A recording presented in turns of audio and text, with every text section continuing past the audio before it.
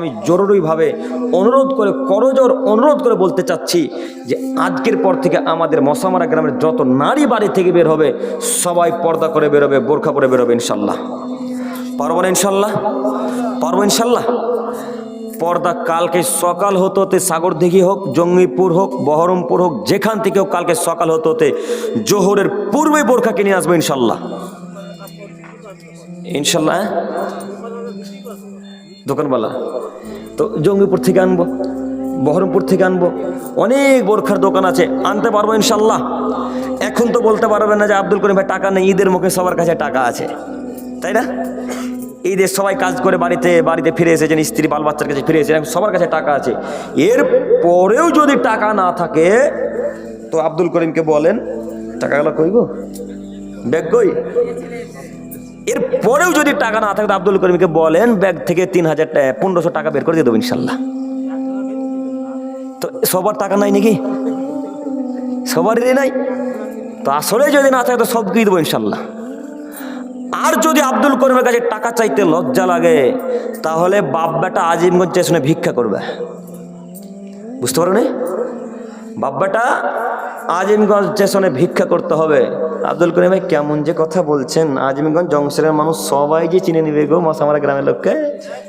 তো সবাই যদি চিনতে পেরে যায় তাহলে বাপ বেটাকে আরো একটা সুন্দর উপদেশমূলক কথা বলছি, বাপ বেটা শিয়ালদা চলে যাবেন। শিয়ালদাতে লক্ষ লক্ষ মানুষ, ভারতবর্ষের সব থেকে জনসংখ্যার দিক দিয়ে বড় স্টেশন হচ্ছে শিয়ালদা, তাই না? যারা এখানে জেনারেল ছাত্র আছেন তারা বলতে পারবেন জনসংখ্যার দিক দিয়ে সব থেকে বড় স্টেশনের নাম শিয়ালদা। শিয়ালদাতে হাজার হাজার মানুষ এদিক ওদিক হাঁটাহাঁটি করে চলাচল করে।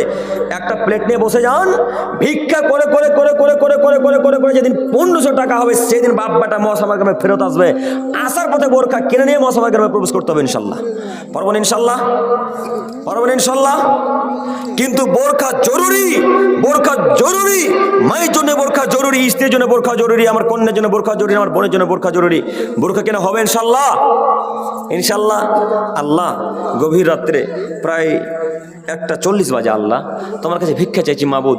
প্রায় রাতের 2 ভাগের 2 ভাগ শেষ দিকে আল্লাহ তোমার কাছে ভিক্ষা চেয়ে বলি মাবুদ, তুমি তো বলেছো গভীর রাত্রে সব দোয়া কবুল করে নি মাবুদ।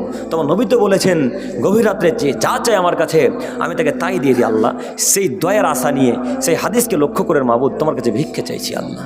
তুমি আমি সহ আমাদের মশামারা গ্রামের সারা পৃথিবীর মানুষকে পর্দা সম্পর্কে বোঝা তৌফিক দান করো, সকলে বলি আমিন।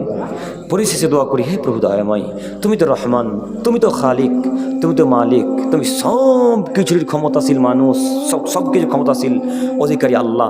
তোমার কাছে এই হাদিসগুলোর ভিত্তিতে তোমার কাছে ভিক্ষা চাইছি মাবুদ, তুমি আমাদের সকলেরই গুনাহ খাতাকে মাফ করে দিয়ে জান্নাতুল ফেরদাউস দান করো, সকলে বলি আমিন।